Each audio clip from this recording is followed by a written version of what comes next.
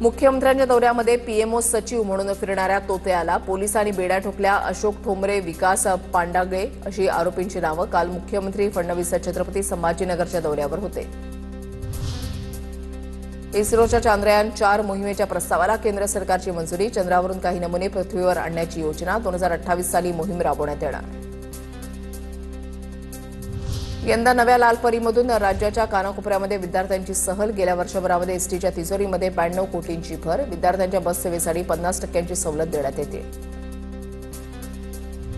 Tata पॉवरकडून 2800 megawatt क्षमतेचा जलविद्युत प्रकल्प उभारले जाणार। रायगडच्या भिवपुरी आणि पुण्याच्या शिरवाटामध्ये प्रकल्प उभारण्याचं नियोजन।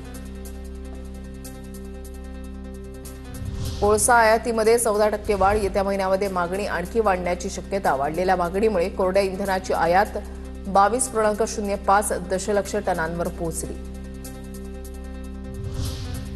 राज्यामध्ये वर्षभरात 10,720 रस्ते अपघात झाले। सर्वाधिक अपघात पुण्यामध्ये झाले। 11,532 जणांचा अवघ्या 9 महिन्यांमध्ये अपघाती मृत्यू। परिवहन विभागानं जारी केलेल्या आकडेवारीमध्ये स्पष्ट।